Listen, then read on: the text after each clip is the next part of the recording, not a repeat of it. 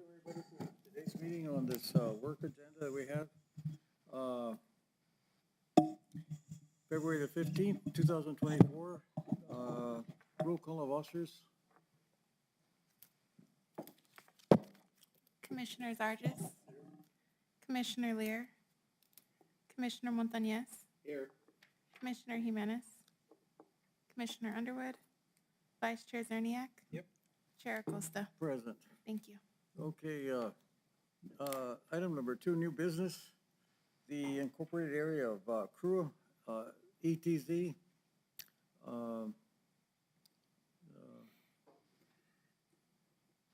They've been operating under Chapter 250 and 300, the old ordinance adopted in 2009 on a JPA, City of Sunlight Park in the county, Doña County. Go ahead, Albert. Sure. Will, can we get the PowerPoint up?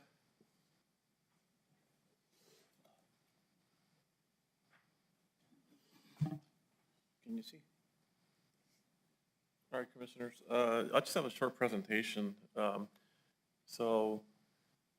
Just as a recap, the Board of County Commissioners last year, they amended the existing JPA with the City of Sunland Park for CRUA, for which created CRUA and established, that ETZ authority. This amendment in part was abolished the old ETZ and vested all land use authority to the CRUA service area outside of the city limits, to be regulated by the UDC as being the applicable ordinance within this area. And then barely, late last month on January 23rd, the City of Sunland Park made changes to that agreement that had been approved by the BOCC. And then therefore, it had to go back to our BOCC. And this happened barely, this Tuesday, where, those changes that the City of Sunland Park recommended were approved by the Board of County Commissioners on Tuesday. And now, they're being sent to the Department of Finance and Administration for final approval. So that's basically where we're at. This just happened last week. And then just to recap on our public input meetings that we had one on Tuesday and Wednesday of February 6th and February 7th. And then, of course, I don't have the work session in here, but we're prepping for the P&Z meetings next week on February 22nd, and then a second meeting for public hearing on March 14th, with the BOCC meeting being anticipated for April 9th. And then just as a recap of the kind of information that we were receiving at the public input meetings on February 6th, we had about 14 constituents in attendance. Some of the concerns and questions that were addressed included the following: what are the land uses allowed under existing zoning compared to the proposed UDC uses? Why is the county taking their land away? What are the water and wastewater conditions? There were some concerns about modular manufactured homes being allowed in the D1L district. One resident liked their T2 zoning since his property was farmland. What are the future transportation routes, especially to the east to west connections? And then Dan Brown, a housing developer, he did like the old zoning of the PED1 because of the mixed uses that it allowed, and he would like to have a mixed use zone applied to his development or to his property. Those were some of the questions on Tuesday. On Wednesday, we had a little bit less people, show up. Most had the same questions from the night before about, the land uses that they were currently allowed to have versus, what was allowed under the EDC. Mr. Brown also attended the meeting. And then Marty Pillar, who's present here today, also was there. And he's representing a developer owning land under the, what's being depicted as the new urbanism district. And he's working on a zoning map. Basically, he's gonna give a meets and bounds description for his existing zonings that he has under that master plan. That way we can transfer that over into our zoning map. So that's what he's working on right now. He had comments on setback requirements for garages and utility easements for the frontage setbacks on the residential housing developments. Those have already been incorporated under the new urbanism zoning ordinance. So those are already in there, and we'll be presenting those at the public input meetings for the P&Z to review. So on your packet, you should have the proposed zoning map in there. So this is just the overall Kura area right now. We have Union Pacific over here to the west. That's probably the most northern point of the Kura zoning area. This is Gardner Road over here. That's, the most northern point. And then, of course, throughout the years, the city of Sunland Park, they've annexed a lot of property. We've actually created a little island here as well. But this is basically the intersection of McNutt and Pete Dominici right here. Coming down Pete Dominici all the way down to the port of entry. So this is just, I'm basically zooming in on the north, I'm going to call it the northeastern corner, I guess. Pete Dominici and McNutt, on that northeastern corner, of course, we do have a lot of PD out there, which, we're proposing it to be a T2 zoning designation. A lot of the existing residential land uses or existing subdivisions that are there, we're proposing that D1 now. A couple of notes for commercial out here. Down here on the corner of Country Club and McNutt, there's that whole corner that currently is PED1, and we're giving it a mixed-use zone. Over here at the Santa Teresa Industrial Park, of course, most of it's still going to be industrial. There's a T2 right here, but that's an error. That's going to be I2 as well. Recently, we did a land swap with the property owner between airport property and their property. So we're working on that to adjust some property lines. But in the end, everything's going to be industrial down there. A lot of state land out here. And then as we, move closer to the border, a lot of it is still going to be industrial. There's a lot of, over here on the Mesa, there's going to be a large section that's still going to be zoned T2. And then this right here, this is that new urbanist district right now. I mean, it's its own, basically, it's its own ordinance. It's basically a master plan that we have for that property. But we do have an ordinance and a resolution for that. Let me talk a little bit more about that. Basically, what we're proposing, we're basically taking in the whole document as part of the UDC. We are creating an appendix with that ordinance, so that will be part of the UDC. We're not making any changes other than those setback amendments that the applicant was requesting. As part of the notification that went out, I mean, we had a description of, the existing zoning districts that were there. We also included the proposed zoning districts, the transit zones, and the use zones. And here's that close-up of that new urbanism district. And then a description of their zoning designations. They only have 1, 2, 3, 4, 5 descriptions. Basically, we're looking at residential, community commercial, and a mixed-use district. We did look at the border area economic development strategy. We looked at the document. We reached out to advanced planning for some of their input on that. So this plan was adopted by the BOCC on August of 2015.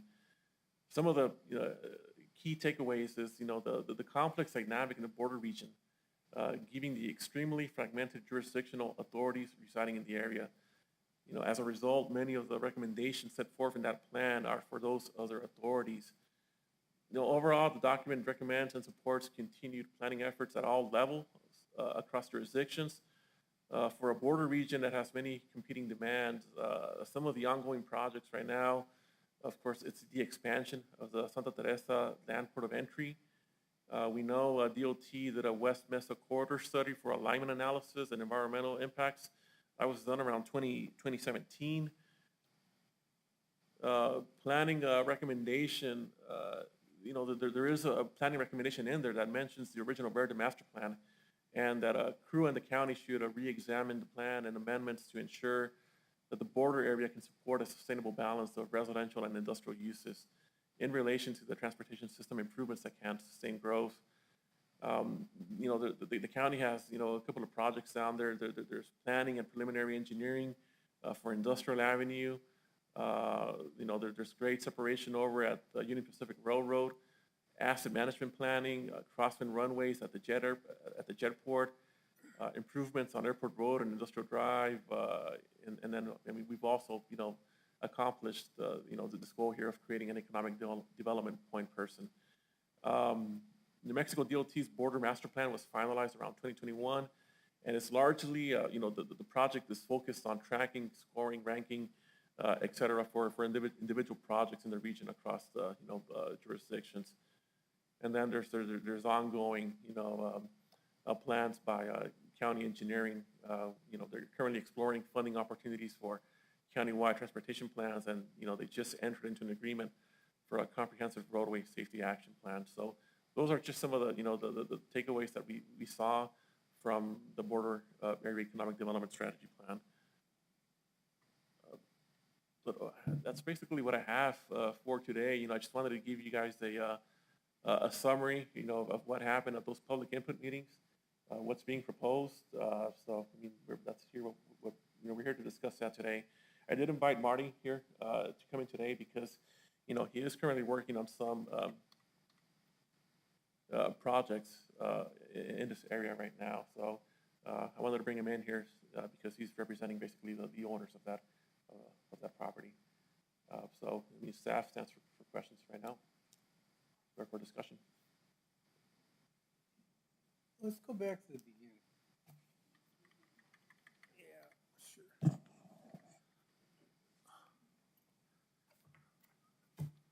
So, were there any changes that Sunland Park made to the JPA that we need to know about?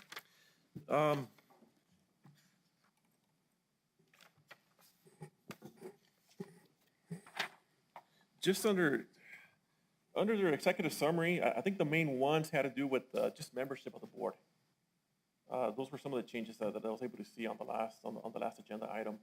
It had to do with the board membership from the city of Sunland Park and the county. But that's CRUA, right? Yes. Right, yes. That's their board. Yes. So why was that put into the JPA, though, if they have no authority over land use? What do we care?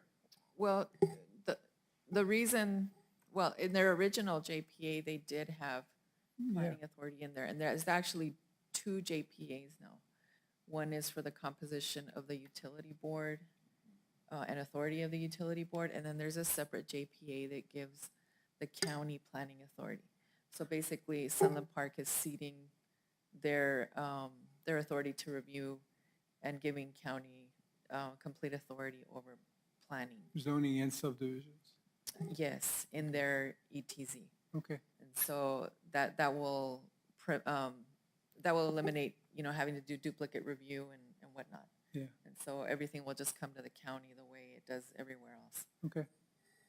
And I'd like to share, if we could get copies of this, the incept of CRUA and how it got started by Wright. So if you can make us some copies, maybe. Yeah. Legislative, House Bill 195. Albert, go to the next one. I'm just, And the reason being is, I think we need to understand the resolutions that have been made prior to all of this going on, right? From the Verde Group and the JPA with Sunland Park.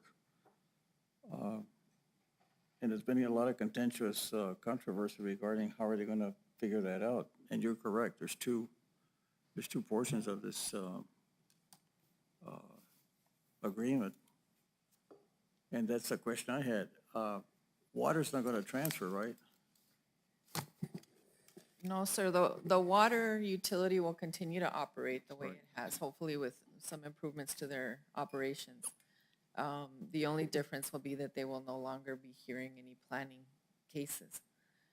They will, their P&Z will essentially be disbanded. They will still have a crew aboard to manage the operations of the utility. Utility. So they will become a reviewing agency for subdivisions, won't they? They will not. They won't. No, they will review only where it pertains to the water service, just like any other utility. Okay. Yeah, but just to clarify, I mean, we will still send CRUA an agency review request, but the board won't have any final decisions on any case that goes. It'll be up to the county, to this P&Z and our board. So will they But be? the utility will review and give us comments on any proposal. Okay. My concern here is that we get caught with some precedents that we don't know about. Right. That's what I'm worried about. And I'm just wondering if they've done anything in the past that we should know about,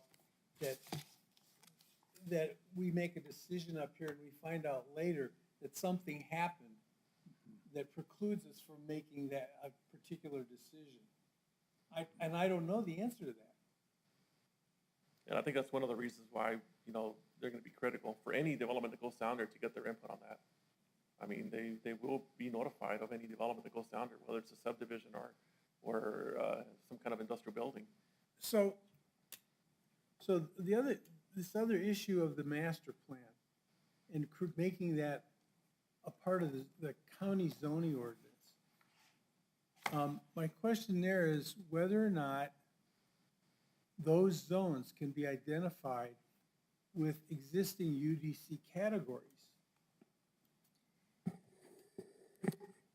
Mr. Chair and Commissioner Zerniak, those zoning districts, I think initially, I wasn't here at the time, but at one point they were trying to fit those into categories that exist in the UDC, and there really just aren't comparable zoning districts. But those zoning districts exist in Sunland Park's zoning ordinance. And so that's how they were, essentially they were adopted by the CRUA board when they became the planning authority. They essentially adopted by reference all ordinances that were currently in place by Sunland Park and the county. And so those zoning districts exist right now and they are under CRUA's authority. And so in order to provide the landowners a comparable ability to utilize their land, for us, the simplest thing to do would be just to adopt verbatim what's in Sunland Park's ordinance. So if somebody comes in and wants a zone change to a UDC category, can we do that? Or do we have to stick with these categories? No, we would treat it like we would any other zoning district in the county. They would be adopted the way they are, assuming everything is approved. But if somebody wanted to change a zone sometime down the road, then they would apply for rezoning like they do anywhere else in the county. So they have the option of changing it to the UDC or to the CRUA categories, right? Yes. Okay. And the CRUA category is currently, they, as you know, use our old zoning ordinance. So all of those zoning districts that are in the county's old ordinance will be changed to UDC zoning districts. This is the only area that we would not be changing to UDC. We would essentially adopt those zoning districts and those standards for this particular area only. Like Marty Pillar, right, he was doing all the engineering for the setbacks and this. It's kind of strange, because we were under Chapter 250, and now we're going to come back and there's going to be a lot of people say, well, why is it that we're supposed to be doing this, right? And we have to have a good explanation as to why. And I'm sure there's going to be a lot of rebuttal regarding that issue, maybe even legal, I don't know. As far as whether or not there's legal issues, I think there's legal issues right now with the way CRUA adopted by reference, essentially, ordinances that, at least in the county's case, are no longer current. And one of the biggest issues that we have is that we cannot amend those ordinances. It's particularly in the industrial area where there's development in old zoning categories that have pretty low height restrictions. We've had to do variances because these larger industrial buildings need to be taller than what's permissible in those old ordinances. And so I think for the most part, developers that we've been dealing with are, they have a positive response to having the UDC implemented. Because one, it gives them a greater flexibility in those industrial areas, but also they can be amended. When those ordinances were first adopted, at least our old ordinance, we didn't have that type of development in the industrial park yet. And some of those buildings really need to be bigger. What we allow is, it really was designed for our rural county, and that's transitioning. And so we need to have that ability to make changes. So with the airport, with the county wanting to put a crosswind, that's been there for a while. Do we know if any of those buildings violate the height standards for the airport? Are they gonna interfere with the county being able to put in a crosswind runway? You know what, I'm not sure about that, but anything that's pretty close to the airport, I mean, we do have Bill here, the airport administrator. And we always, let him, make him aware of any project that goes in there, so he can give us his input on that as well. If it's gonna be too high, then he will let us know about that too, so. Okay. And the other one, what portion of that area is free trade zone under the under CRUA?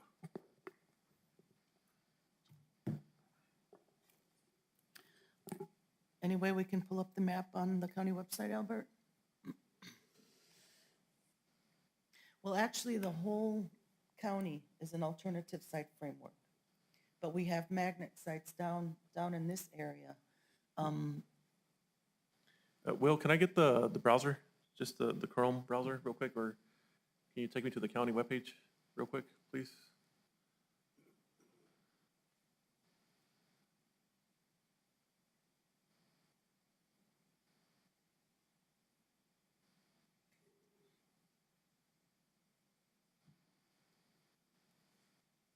Thank you.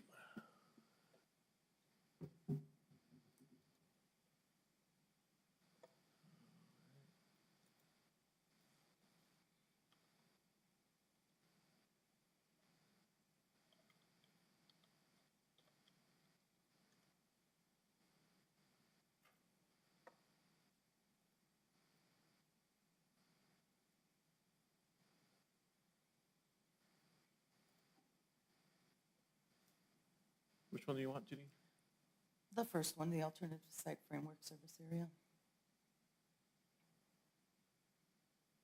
So the whole county has the alternative site framework alternative, which means that any business can request to be a part of the foreign trade zone. But they have to apply for what's called a minor boundary adjustment.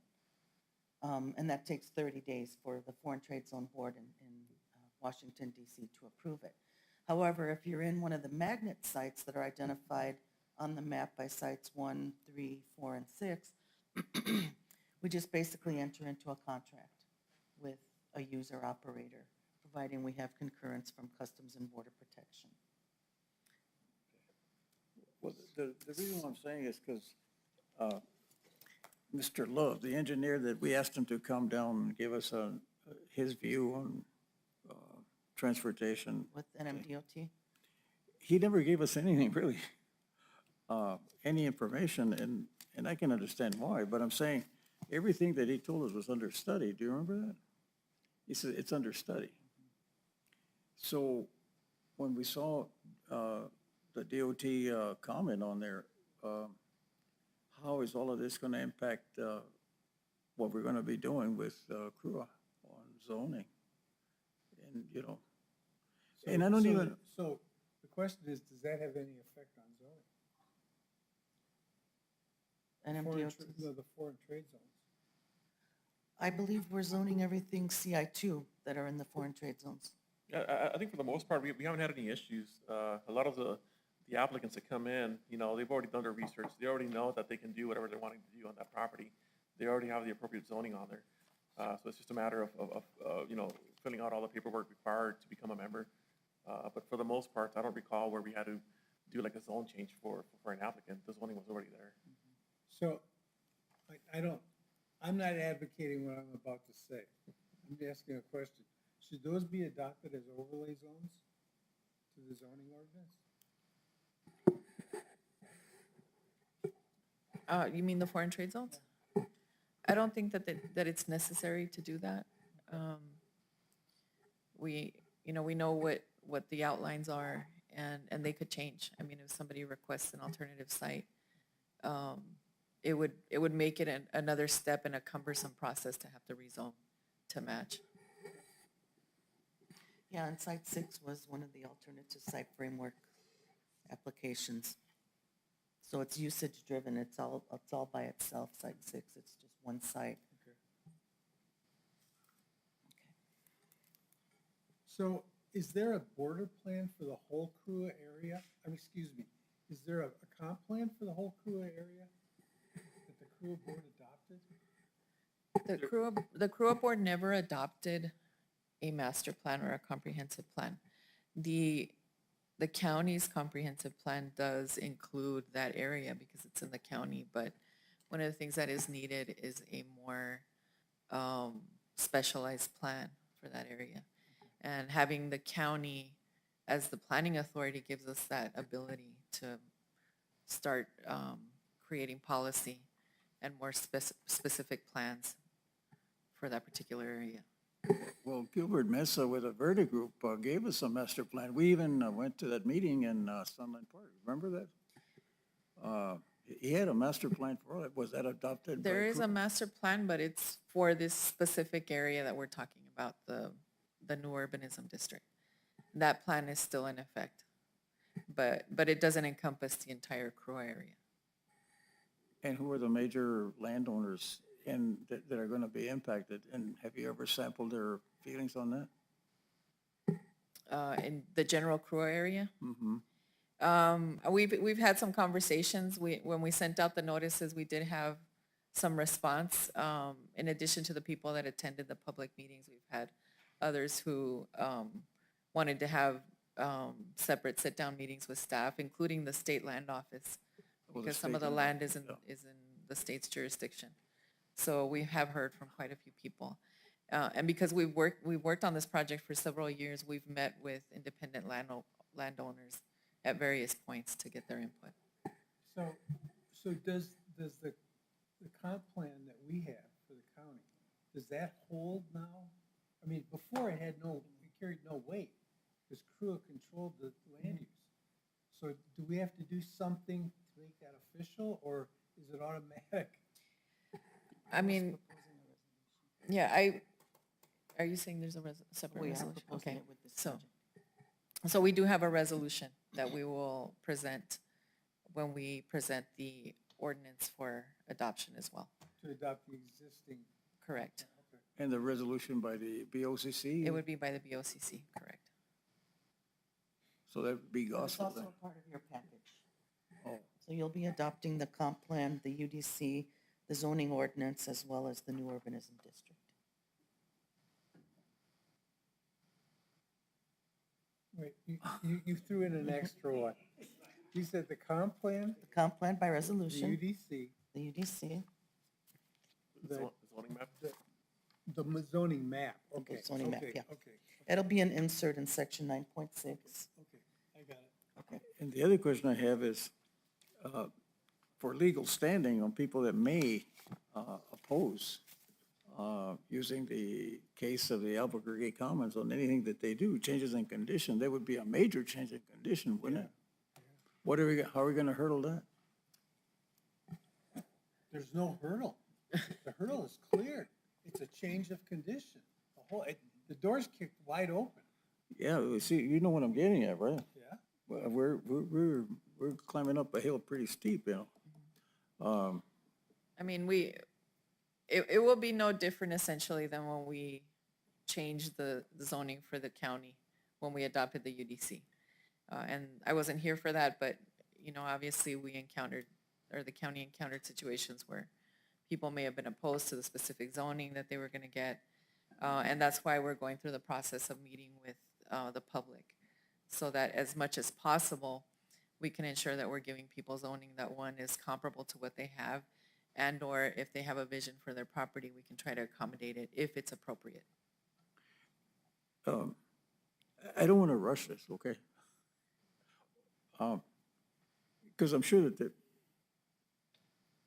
maybe the Board of County Commissioners wants to get it said and done on the JPA.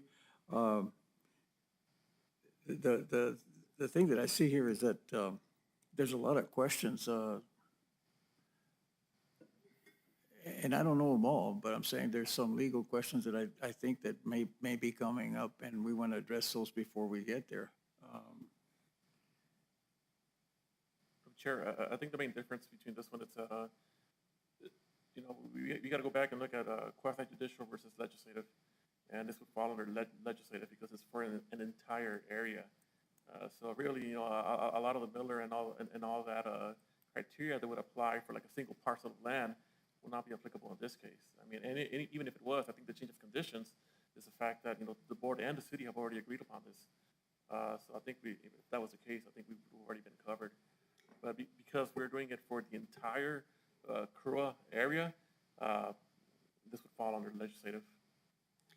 That's correct, and we have been working with the county's attorneys, not just for this specific point in time, but over the years while we were trying to get CRUA to adopt the UDC.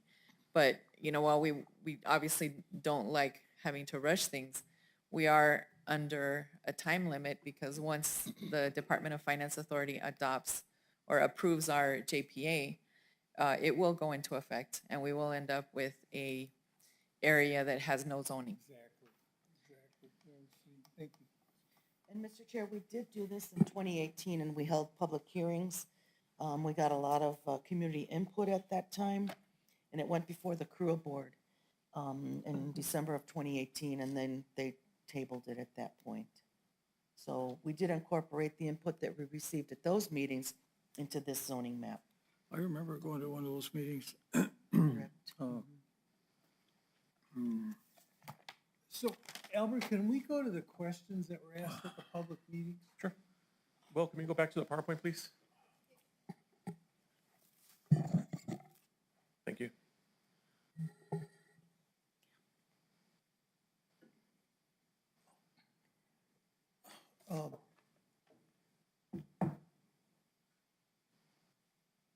So how did you answer the question about future transportation routes east and west? I'm curious about, did you try to answer questions, or did you just take questions? I don't know, who took that one? Was it Janine or? Charlene. And Charlene has a background in transportation. She formerly worked with, go ahead, Charlene. Yes, they were concerned about some of the roads going east-west, and we need to look at the MTP, the El Paso MPO's, the transportation plan, to see what they have on their plan for that, for the New Mexico DOT. I didn't know that they had it addressed in the border plan, but I will have to look at that and figure out what's on the table for development in Santa Teresa or in the CRUA area. So is all of CRUA under the El Paso MPO? Yes. And currently, our engineering department is looking at doing a transportation as well. They're looking at funding. Correct. They have applied for a grant to do a master transportation plan for the entire county, but they have a specific interest in Santa Teresa, as obviously the planning department does. Yeah. We, you know, as staff, feel that it's critical that we implement some plans and have a more structured approach to development in that area. So Christine, just a suggestion, have them look at San Isidro at the border crossing, because what they've done already is lock the county in to a certain degree because of where they put the border crossing. And if they don't think ahead, they're gonna lose a lot of opportunities. I mean, Mel's talked about this, and so did Charlie Crowder, talked about the idea of putting the manufacturing plants on the border to eliminate the need for transportation. Many, well, I guess, a couple of years back, I applied for being a member of the Crew Board. And apparently, my ideas were a little bit too far-fetched for them at the time. My plan that I suggested at the time was to have the Bermudez group and the Belas and all of the big guns in state of Chihuahua, right? That you would realign how is it that we're going to be able to alleviate traffic, heavy use traffic, both north and south. And it was to have the twin plant operations to alleviate traffic on I-10 on the corridor on an east and west axis, that they would be able to abut where manufacturing maquilas on the north side in Chihuahua and on the south side of Doña County, state of New Mexico, and not have transportation, heavy use transportation on those roads. And you would have conveyor belts between the two states, where all of the materials coming in or going out are cleared by Mexican customs and U.S. customs. And I was really interested in that. But for some reason, they just, they didn't like my ideas, and so there you go. I wasn't voted into the Crew Board. Am I right, Janine? Well, they just reappointed the incumbent, I Right. Well, anyway, believe is what happened. and there was a lot of things that could have been done. And for some reason, the Waterfield area, when you look at it, you're looking at a whole region here. I mean, you're looking at Waterfield and Boda, right there. The traffic there is immense. And I'm sure that the trucking industry in Mexico would not like that, but they'll still have access to borders. There's a lot of freight that can still be, transferred in and out of the border. But apparently, there's a strong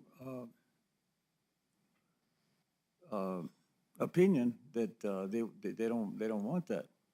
But I look at it as probably look at all the fuel that's being used and look at all the pollution that's being created. And I was looking at that, alleviate as much as possible some of the pollution. And I thought maybe having these twin plants abut the border would be a better way and alleviates a lot of traffic. And it would help us on an economic point of view as well. So,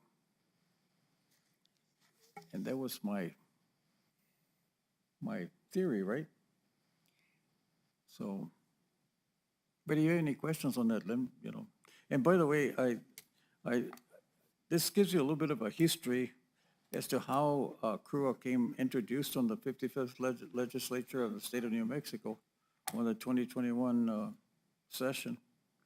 It lets you know what goes on with the members, how it became what it is now, and the JPA. And if you have some time to read it, so in case somebody asks you any questions regarding that, you can understand the history, how it came about. Well, this must be an amendment. Well, yeah, Yeah. yeah, an Because amendment, yeah, The original was 2009. yeah, 2009.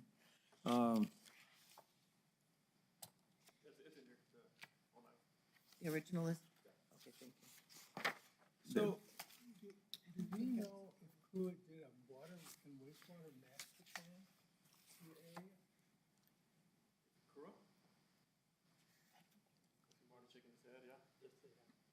They have? So do we have, does the county have a copy of that? I mean, that'll obviously influence Yeah, I don't have a copy of that. No. It's on their website. Open. Come up.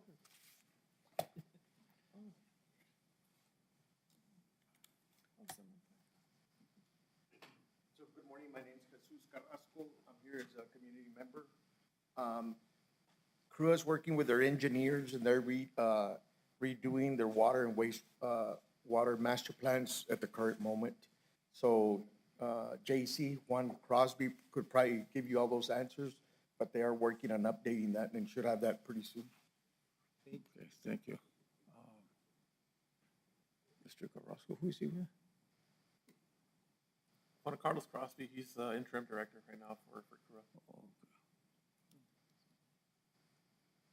So Albert, on this T2 for the farmland, did we zone everything that was farmland T2? A lot of the PD was zoned T2. But like I said, there's only a few pockets of PD that were left over, and a lot of that was just up on that north east corner of Pete Dominici and McNutt. This little triangle over here, of course, you know, that's going to be changed to I2. And I think the only other major T2 area was going to be over here on top of the mesa. And did you tell me that that T2 strip that runs along, is that the border highway? Yeah, the Columbus Road, is that an error? That green strip? You know, I have to go back and look at the parcel map, but I thought it was actually part of a parcel. That's why it's showing as, you know, as a little strip right here, because it's actually part of a meets and bounds description. Is there some reason why that wouldn't be zoned I? I mean, unless there's like a lot line adjustment where somebody out here overtakes that, you know, that portion, then we probably could do that. But I just have a feeling that it's part of an actual parcel that serves access to something that's back here. But yeah, it should be I2. Yeah, yeah.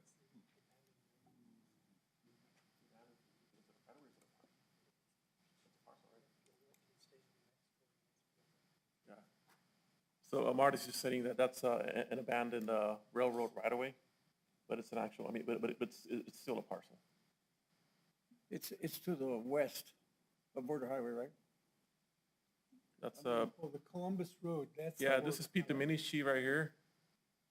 So it'll be to the east of that, and this is the road that goes to Columbus. But that, I'm just saying, it ought to be I2, it doesn't make any sense to be a T. And didn't you tell me that there was a little piece of land Yeah, right there. out to the east that Sutherland Park didn't annex? I don't think it's on that map, is it? Let's see if I can see it. You might have left it out, but I know there might be a little strip somewhere. It's that light gray area to the, Oh, that's, to the east. Yep, This right here. there. that's yeah. in the county. So that's outside the Crew ETZ. That's what it was. So that's already zoned. It is. I think it actually has like a T2 or a T3 out there.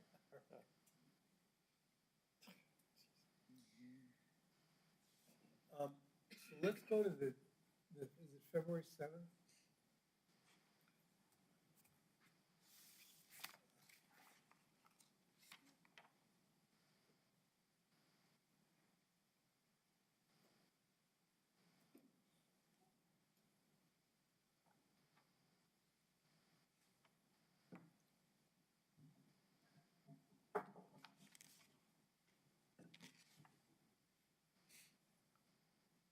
So without getting into the specifics of a potential case at the bottom, you say that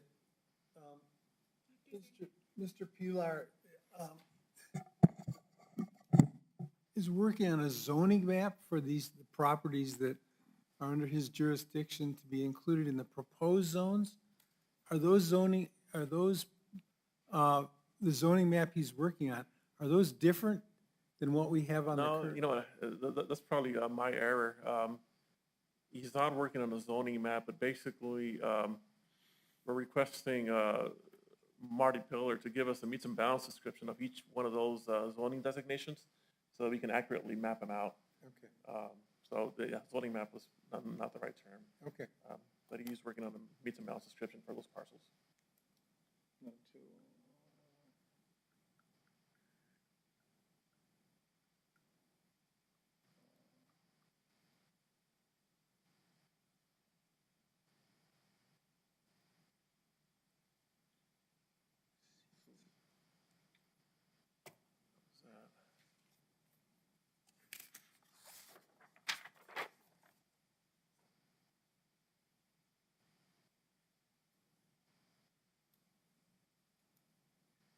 So you have, go back to your enlarged map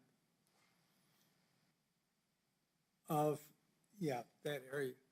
So the I-1s that are on there, up in the northeast corner, what's there? Are those actually developed parcels? These right here? Where, Oh. no, to the northeast. The Northeast. northeast corner where all that, so those Is that are there, are those actually developed parcels? I think there's already existing uses on those, and from what I recall, I think those are the dairies. Charlene, do you recall that? Yeah, there's dairies, yes. Wasn't that, that's not blood, isn't it? Yeah. The property owners were in attendance, I believe, Charlene. Yes, they were, yes, they are the dairies. Because you might recall that a couple months back, we had that zone change across the road for, from T2 to T3 for a proposed subdivision. Yeah, So that was the area right there.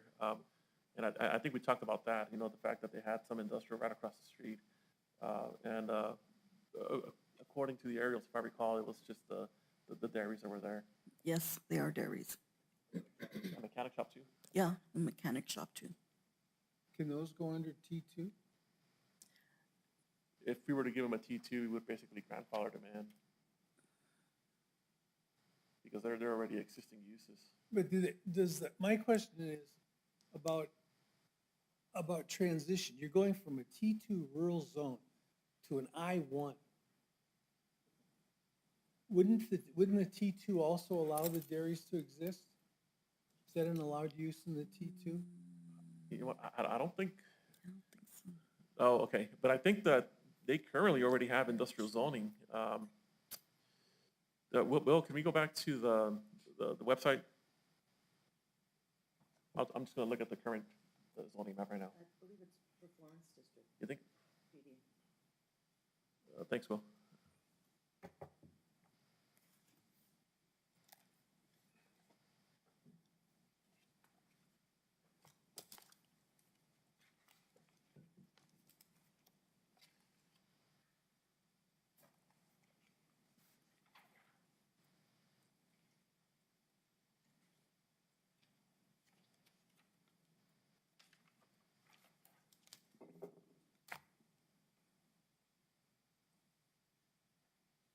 Dairy is not permitted in the T2. So we- SUP and I-1 are permitted in I-2 and I-3. okay. So that's really the only choice you have there.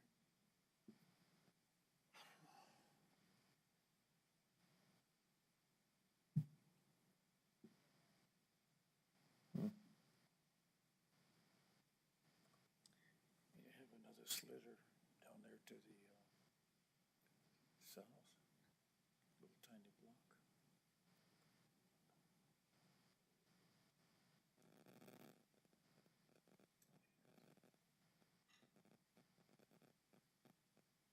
So you made it, did the proposed map make it an I-1?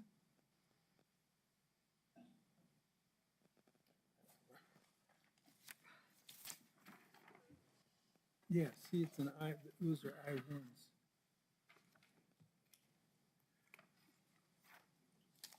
Let me see that. There's a C2 in there too. Yeah, there is a C2. There's another one here somewhere, was it? Okay, well, take a closer look at that. Yeah, see, my question is about about consistency and the logic of the zoning. That you're jumping from a low-intensity use, a T2, all the way up to probably, if you're gonna give them the current zoning, it would be an I-2. That's a big jump, a big change, it's a radical change in zoning from one parcel to another.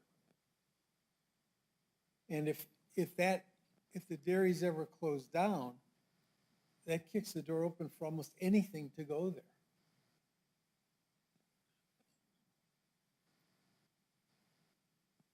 So I'm almost wondering,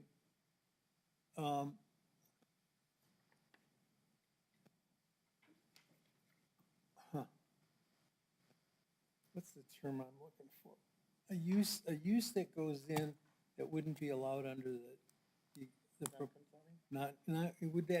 would it be better as a non-conforming use under a T2? I don't know the answer. I don't even know if that's a We would have to legal- look at the maps, because I think that might have been a carryover from what was being proposed back in 2018 too. Because I think when we started this whole process recently, we referred back to those maps. I mean, that could have been input received from the owners, so we would have to go back and revisit.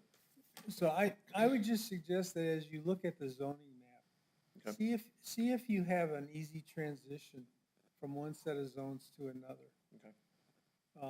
And I think even Becky could answer that question if you asked her, are there zones where you have this big jump in zoning? I thought it was mentioned that it was already developed, right, on that I-1? It is, it's a dairy. It's a dairy. And see, I know that there's another I-1 in here somewhere, but it doesn't show it here. Can you see it? It was on that other map. Yeah, it's right, Where is it? it's right there somewhere. Oh, yeah, it's right there, the little sliver right there. See it right there? Yeah, but Albert was saying that these boundaries, Christine, these boundaries are gonna change right here. Albert was saying something about that? Because there's a T2 right there. I think that's a mistake. There actually is a land exchange currently that's being finalized between a private developer and the county. And actually, a couple of those parcels were already rezoned, and we need to make sure that they're being Oh, reflected. that's rough. And it's for industrial development. On that area right there? I guess. It's yeah. right adjacent to the airport. Yeah.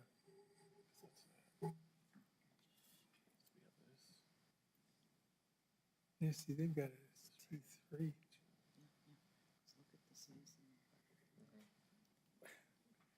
How radical is it gonna be from the dairy, because it's basically So maybe that should be type 1. T3 right there, right? Well, there is no ag zoning, no. You know what I'm saying? Yeah, but over here, it's not on this. But like anything else, I mean, if the dairy pulls up, what are you gonna do with it? Well, that's the question. If the dairy goes out, that I-2 lets whoever owns that property do almost anything they want to it.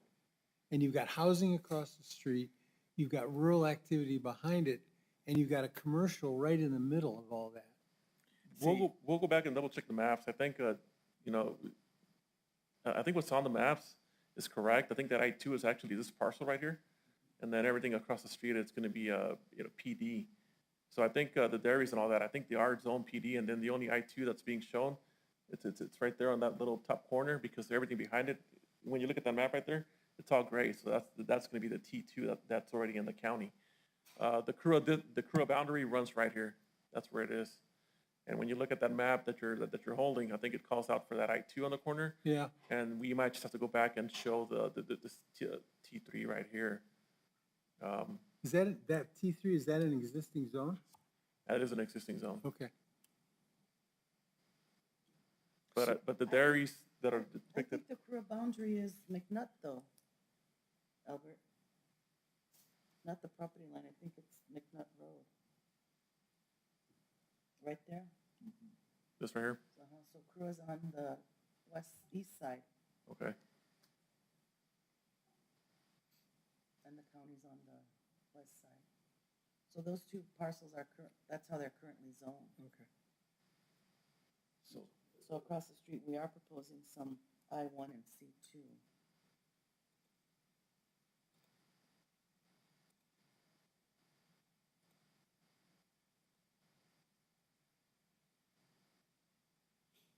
verify real quick.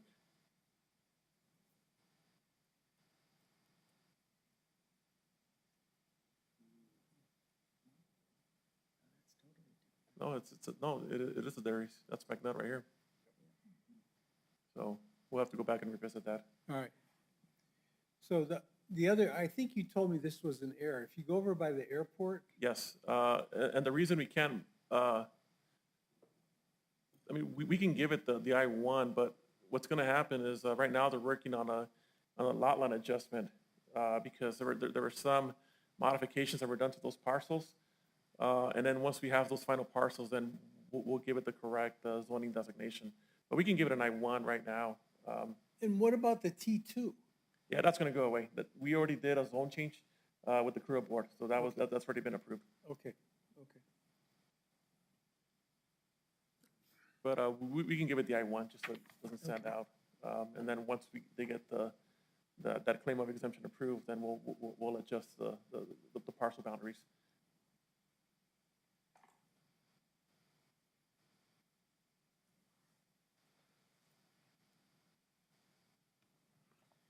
Okay, so I have one more question and I'm done. Go all the way to the west end of the Kura boundary and towards the border. So my question is, why is so you got all this I-2 throughout that portion of the Kura area, and then all of a sudden it changes to I-3. Are there existing uses out there? No, to my knowledge, maybe just a racetrack, there's a rock quarry out here. There might be some solar facilities, but that's about it. Most of it is vacant. So why are we zoning that I-3? And I think that was was it a recommendation from the property owners back in? From Chris Lyons. But he's gone, isn't he? I don't know. So the racetrack is what? Zoned what? C3. The former Speedway. Yeah. C3. And it's surrounded by I3. With a couple of nodes of C2. But that's the input we got at the last public hearings in 2018.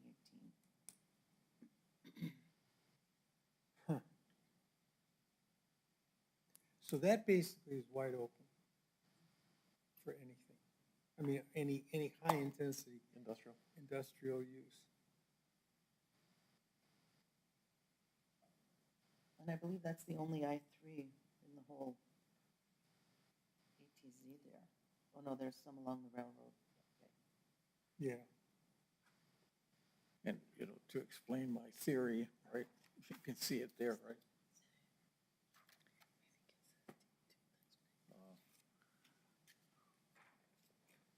On the T2. See, I just don't understand the logic behind that.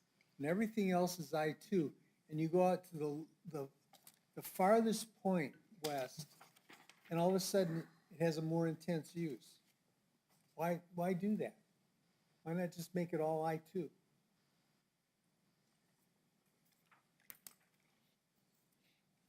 Yeah, I mean, that's a suggestion we can take. I mean, I don't know if Lyons still owns that property, but I would talk to him about it. Again, there's no logic to that, other than the wishes of the owner. And that's not why we're here. That's not the only, I should say, that's not the only reason that we're here. I would sample his theory on it, his view on it. But I don't know, did he sell everything or is 90% owner? I don't think we have that information right now. We haven't checked recently what the ownership is, and whether or not he still has an interest in that land.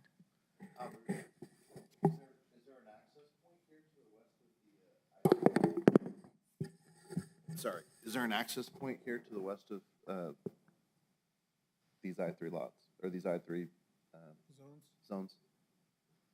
Right here? Yes. Other than, Hold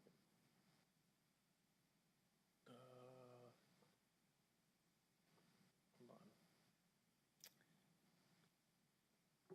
T2. I don't have the aerials on here. That's fine. Like 2 driveways, right? One for each parcel. Can you click on the ownership map? Go to the arrow here.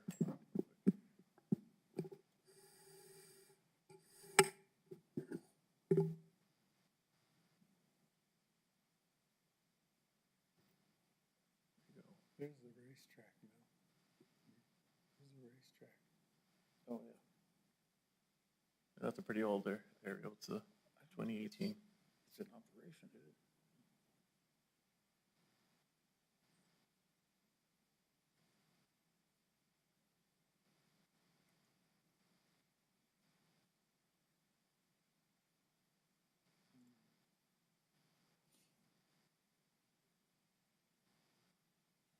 It's just something to look at, okay? Okay.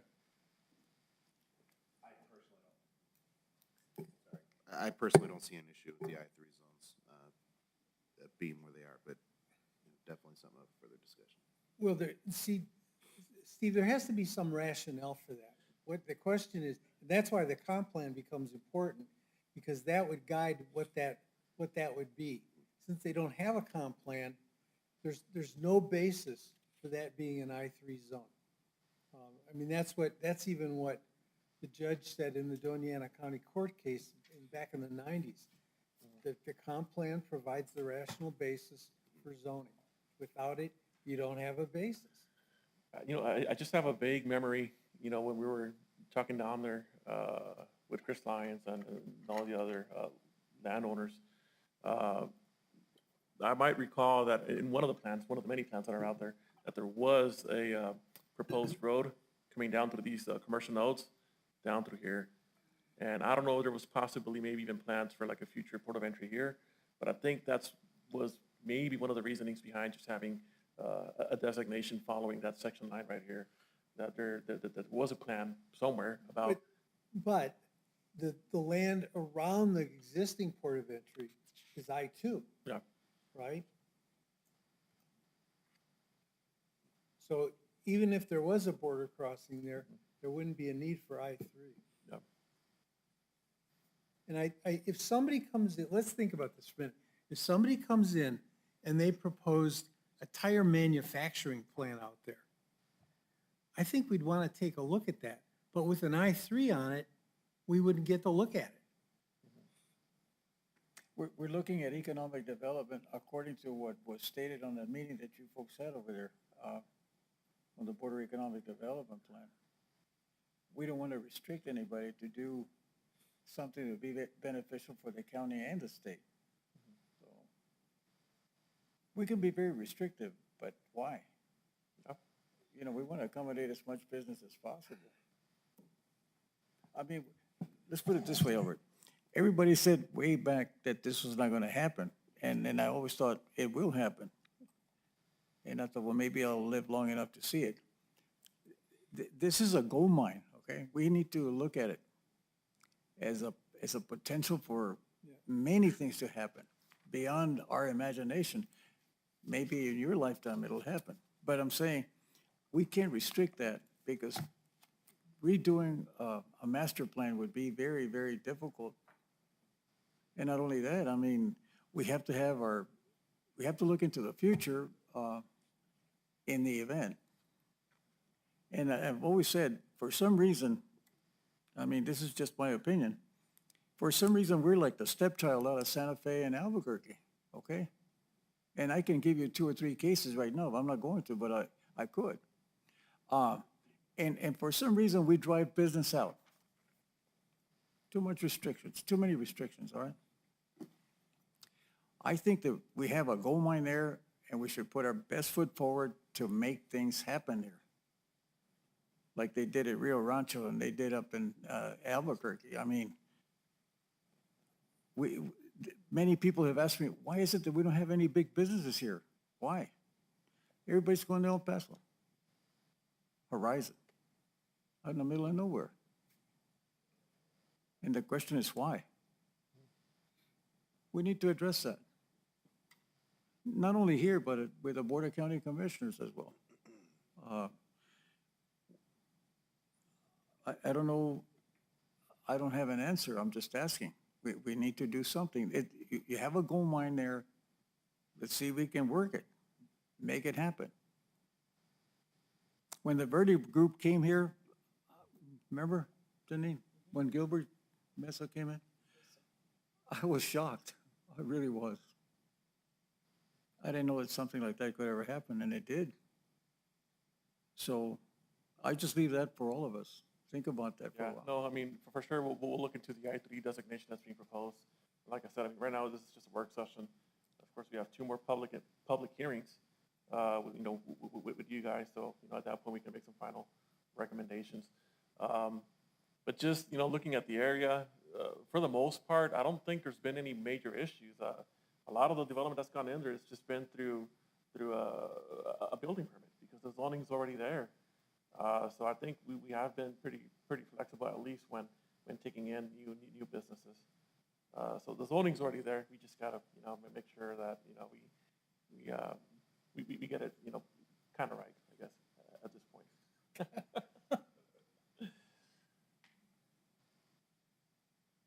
And another question, dumb as it may seem, it's a rhetorical question, I don't need an answer. Is a city in the county or is a county in the city? And we need to get along as one. You know? Make things happen. Am I right?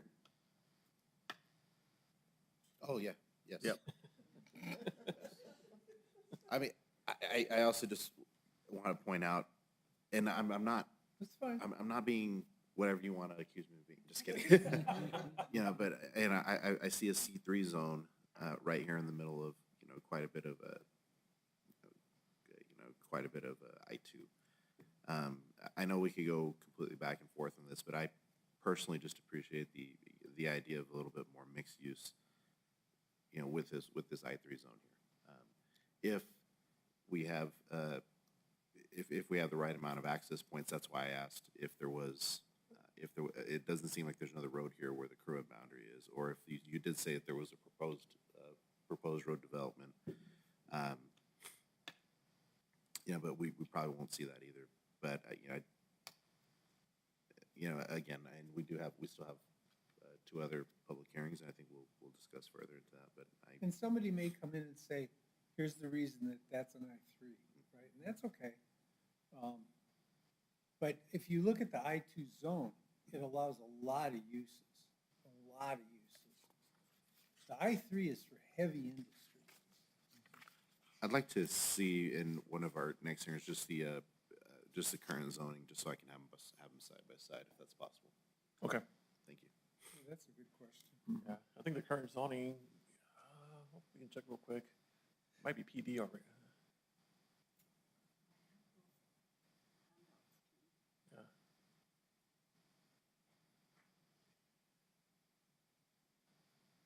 It's just a little slow, but I think.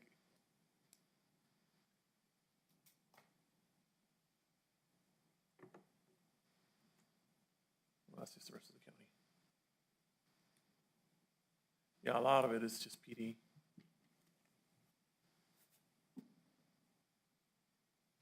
And the existing CI2 is just, you know, cases that we had in previous years for rezoning that area to I2. But for the most part, everything here in Brown is just performance district, which is rural, residential, anything basically goes as long as you submit your engineer drawing or possibly a, you know, a PUD type 2 application. But for the most part, all that is PD. And that would be this area right here. Thank you, Albert. But we'll bring those descriptions for I2, I3, and Commerce District.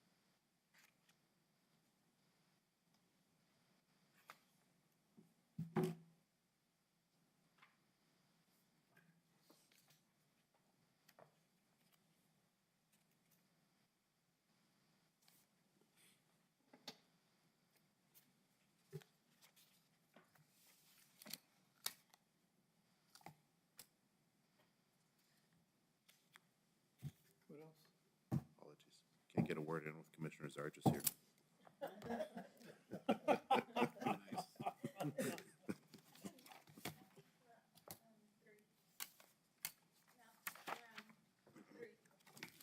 Okay, It seems like you have to adopt it whole. Before we move on, Marty, do you want to say anything? Or Jesus?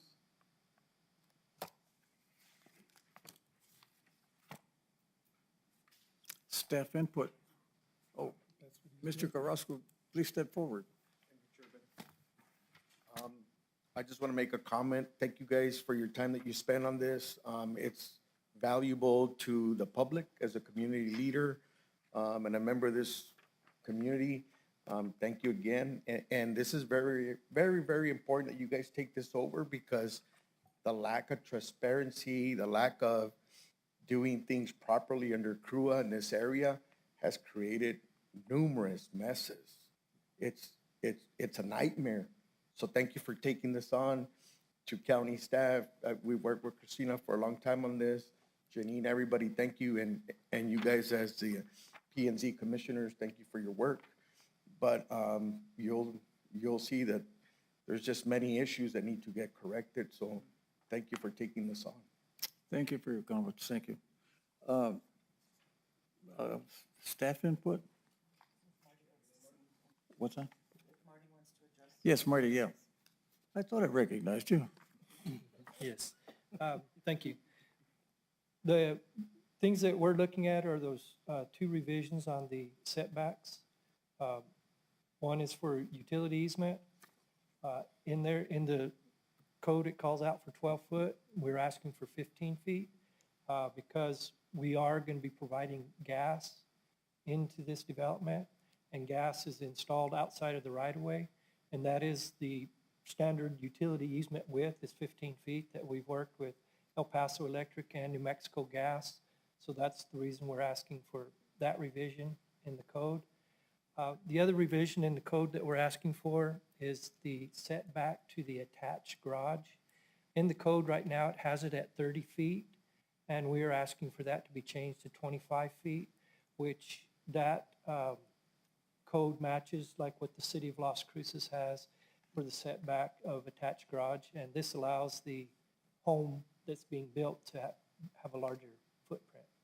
And those are the two things that we're asking for in the zoning code revisions.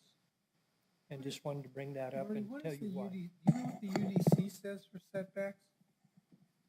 The UDC has different setbacks on the whether it's T2 or T3, and right off the top of my head, I'm sorry, I cannot answer that question. So here's you raised an interesting point. If there's a conflict between the new urbanism code and the UDC, and one is less restrictive, is there a way to say that the UDC takes precedent? Well, that's the reason that we're creating these zoning districts, because that's the way they currently exist. But, I mean, I essentially don't see a conflict if we're adopting standards for that particular area.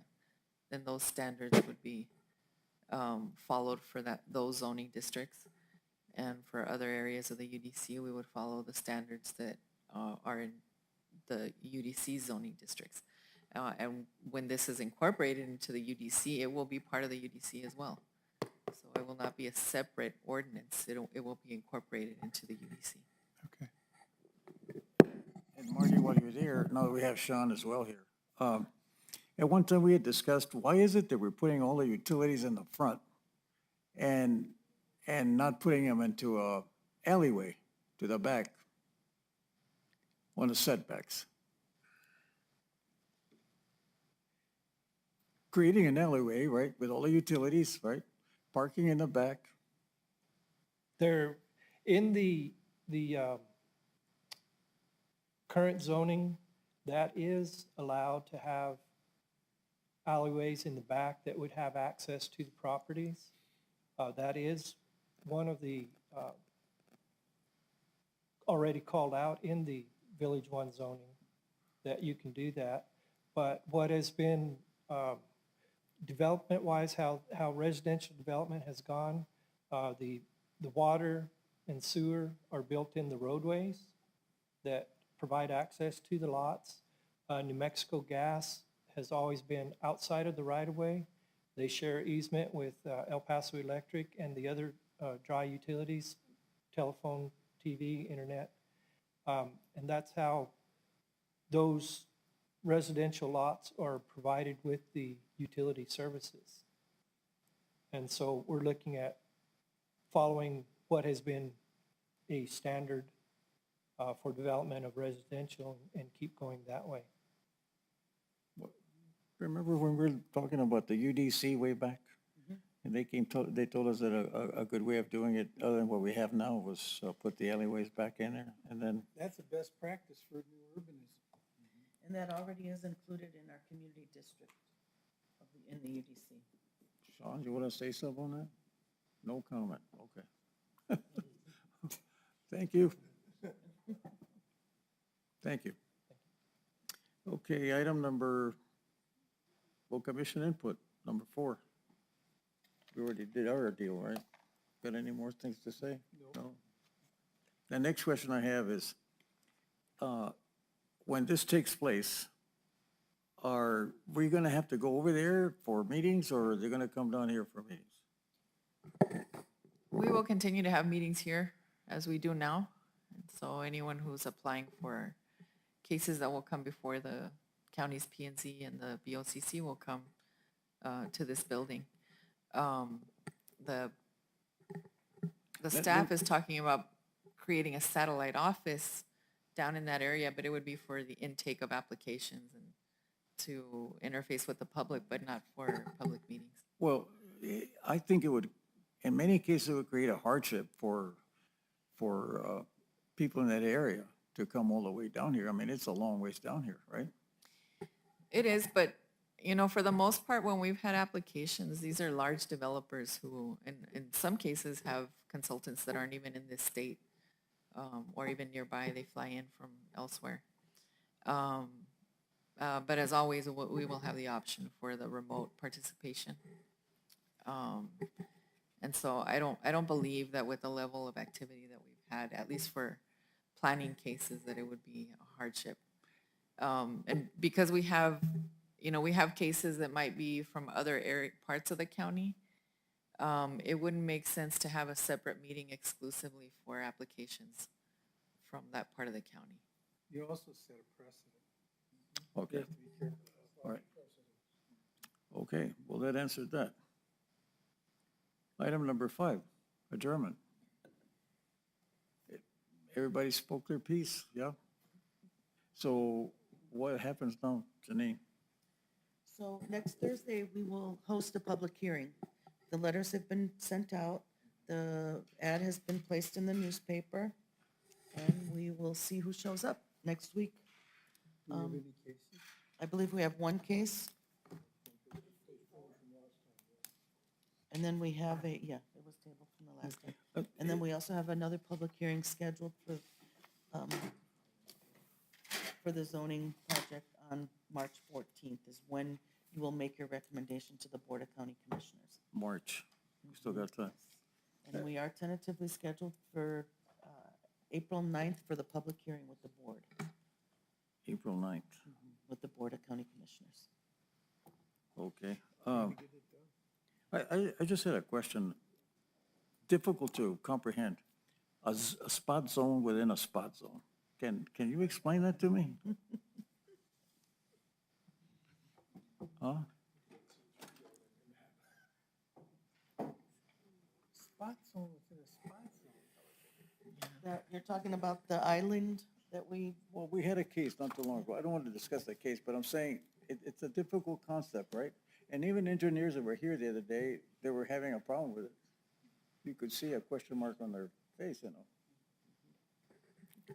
Well, I mean, I think it's really just semantics. If it's a spot zone, it's a spot zone, whether or not it has another, whether or not it's, you know, there's another level of zoning within it, you know, I think we just need to look at it as whether or not that zone is appropriate and compatible.